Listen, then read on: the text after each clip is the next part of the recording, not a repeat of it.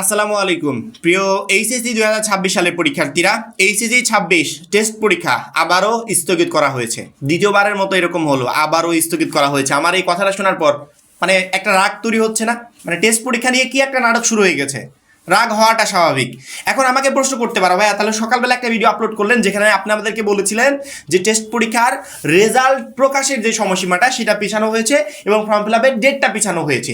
এমনটা বলার কারণ কি? মাত্র 310 টাকায় যারা এখনো আমাদের এইচএসসি 26 টার্গেট প্লাস কোর্সে যুক্ত হওয়া নাই, খুবই দ্রুত করো। কারণ কি, একটাই মাত্র কোর্সে তুমি সকল সাবজেক্টের একদম শর্টকাট সাজেশন পাবে পিডিএফ আকারে। সেই সাথে বিগত বছরগুলোর বোর্ডের এমসিকিউ পাবে উত্তর সহ পিডিএফ আকারে। প্রত্যেকটা চ্যাপ্টার অ্যানালাইসিস করা, সকল সাবজেক্ট সকল গ্রুপের জ্ঞানমূলক এবং অনুধাবনমূলক প্রশ্নোত্তর পাবে পিডিএফ আকারে। এছাড়া লিখিত অংশে শর্টকাট টেকনিক, গ্রামার অংশে শর্টকাট টেকনিক, পড়াশোনার রুটিন, এ প্লাস গাইডলাইন, এভরিথিং থাকবে এই একটা মাত্র কোর্সে। এই টোটাল বিষয়গুলো আমরা একটা প্যাকেজ আকারে তোমাদেরকে রেডি করে দিচ্ছি, যেই প্যাকেজের মূল্য মাত্র 310 টাকা। যারা এখনো কোর্সে যুক্ত হন, স্ক্রিনে যে নাম্বারটা দেখতে পাচ্ছ এই নাম্বারে 310 টাকা কোর্স ফি পাঠিয়ে এই নাম্বারে হোয়াটসঅ্যাপে আমাকে জানাবে ব্যাক কোর্স ফি পাঠিয়েছি। সাথে সাথে তোমাকে গ্রুপে যুক্ত করে নিব, তখন থেকে তোমার এই প্লাস প্রস্তুতি শুরু হয়ে যাবে। কারণ হচ্ছে, একটু স্ক্রিনের দিকে দেখো, সকালবেলা আমি বিষয়টা নিয়ে অনেক রিসার্চ করেছি। রিসার্চ করার পরবর্তীতে ফরিদপুর গভ কলেজ, ফরিদপুরের একটা নোটিশ দেখলাম।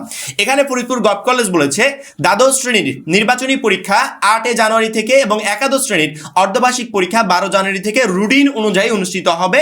সকল শিক্ষার্থীকে পরীক্ষার প্রস্তুতি নেওয়ার জন্য বলা হলো। ফরিদপুর সরকারি কলেজের এটাই একমাত্র অফিসিয়াল পেজ, অন্য কোনো পেজের সংবাদে বিভ্রান্তি না হওয়ার জন্য বলা হলো।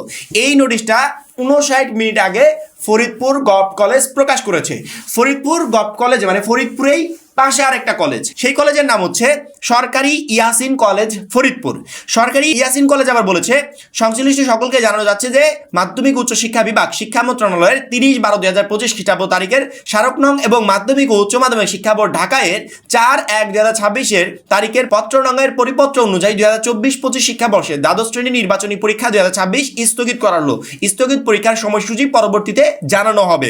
অর্থাৎ ফরিদপুরের একটা কলেজ বলছে আমরা রুটিন অনুযায়ী পরীক্ষা নেব বিভ্রান্তি না হওয়ার জন্য, আরেকটা কলেজ বলছে যে আমরা পরীক্ষাটা স্থগিত করলাম। শুধুমাত্র এই কলেজগুলো এরকম করছে না, বিভিন্ন নিউজ মাধ্যম, কালকে যখন এডুকেশন বোর্ডের ওয়েবসাইটে নিউজ প্রকাশ হলো যে আমাদের টেস্ট পরীক্ষার রেজাল্ট প্রকাশের সময়সীমাটা পিছিয়ে দেওয়া হচ্ছে, ফর্ম ফিল আপের টাইমটা পিছিয়ে দেওয়া হচ্ছে।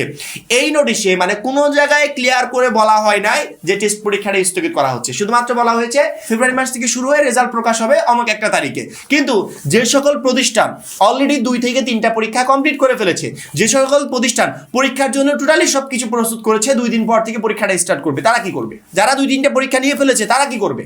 যারা 2 দিন পর পরীক্ষা নিবে, এই পরীক্ষাকে কেন্দ্র করে সবকিছু complete ready, question ready, total everything ready, তারা কি করবে? নিউজ মাধ্যমগুলো কালকে নিউজ প্রকাশ করেছে রেজাল্ট প্রকাশের সময়সীমাটা পিছানো হয়েছে, ফর্ম ফিল আপের ডেটটা পিছানো হয়েছে।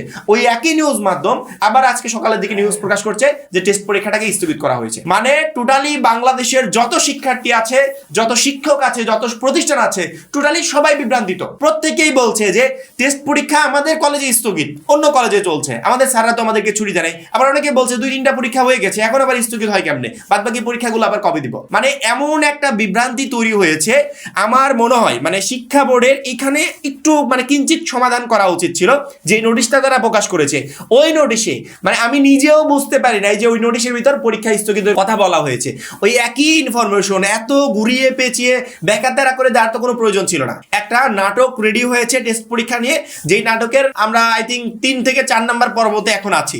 প্রথম পর্ব ছিল যে একটা টাইমে টেস্ট পরীক্ষা হওয়ার কথা ছিল, পরবর্তীতে সেই টেস্ট পরীক্ষাটা স্থগিত করা হলো, ওইটা ছিল নাটকের 2 নম্বর পর্ব।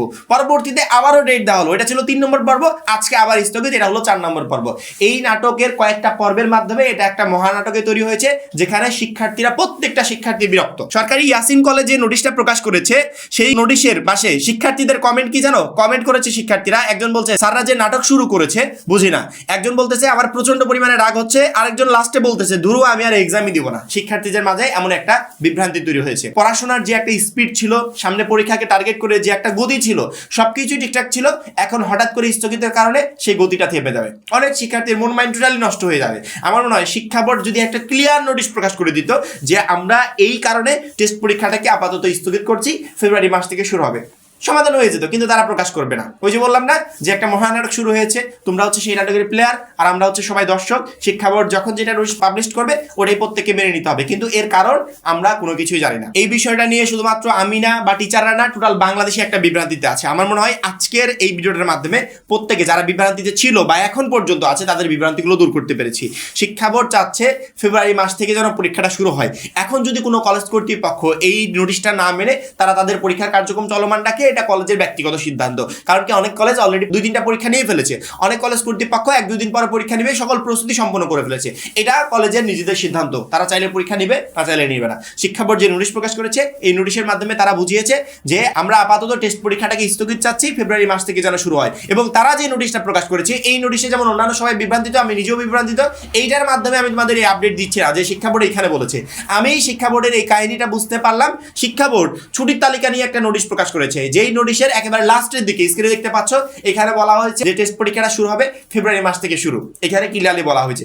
এইখান থেকে বুঝতে পারলাম যে ওই নোটিশে তারা টেস্ট পরীক্ষা স্থগিতের ব্যাপারে কিছু একটা বলেছে। শিক্ষা বোর্ডের নোটিশটা ওইভাবে হযবরল প্রকাশ না করে আলাদা করে প্রকাশ করলেও পারতো, তাহলে আমরা টোটালি বিভ্রান্তি দূর হতে পারতাম। আশা করি এখনকার এই ভিডিওটার মাধ্যমে প্রত্যেকটা শিক্ষার্থী কনফিউশন গুলো ক্লিয়ার করতে পেরেছো যে শিক্ষা বোর্ডের নোটিশের আসলে মানেটা কি, বা অন্যান্য কলেজ কর্তৃপক্ষরা যে বিভ্রান্তিতে আছে, অনেকে পরীক্ষা নিচ্ছে অনেকে নিবে না, এই কাহিনীগুলোর আসলে কারণটা কি। আমরা অপেক্ষায় আছি যে শিক্ষা বোর্ড খুব দ্রুত এর একটা বিস্তারিত তথ্য দিয়ে আমাদেরকে বুঝিয়ে দেবে যে টেস্ট পরীক্ষাটা তারা আসলে কেন পিছাতে যাচ্ছে। তবে টেস্ট পরীক্ষা পিছিয়ে যাক, 10 দিন পরে হোক, 15 দিন পরে হোক, তাতে আমাদের কোনো কিছু যায় আসে না। যখনই পরীক্ষাটা হোক আমরা যেন নিজেদের মতো প্রস্তুত হয়ে পরবর্তীতে পরীক্ষার হলে যেতে পারি। কারণ কি টেস্ট পরীক্ষার রেজাল্ট খারাপ করলে এর দায়ভার শিক্ষা বোর্ডও গ্রহণ করবে না, তোমার কোনো টিচারও গ্রহণ করবে না, এই দায়ভার তোমাকে গ্রহণ করতে হবে। টেস্ট পরীক্ষার রেজাল্ট খারাপ করলে তোমাকে সবাই হেয় প্রতিপন্ন করবে। সেক্ষেত্রে টেস্ট পরীক্ষায় যাতে সর্বোচ্চ ভালোভাবে প্রস্তুতি নিয়ে ভালো একটা রেজাল্ট করা যায়, তার সকল চিন্তা ভাবনা তোমাকেই করতে হবে। আশা করি প্রত্যেকটা শিক্ষার্থী আমাদের এইচএসসি 26 টার্গেটেড প্লাস কোর্সের মাধ্যমে প্রস্তুত হচ্ছ। কোনো ধরনের কোনো গ্যাপ না দিয়ে সামনে যে কয়দিন সময় পাচ্ছ এই কয়দিন সময় সেম প্রিপারেশনটা চালিয়ে যাও, যাতে টেস্ট পরীক্ষায় তুমি একটা ভালো রেজাল্ট করতে পারো। আর যে বিভ্রান্তিগুলো তৈরি হয়েছিল আশা করি সেই বিভ্রান্তিগুলো দূর হয়েছে। এখন এই পর্যন্তই, পরবর্তী ভিডিওর জন্য অবশ্যই চ্যানেলটাকে সাবস্ক্রাইব করে রাখবে। সবাই ভালো থাকবে, সুস্থ থাকবে, আল্লাহ হাফেজ।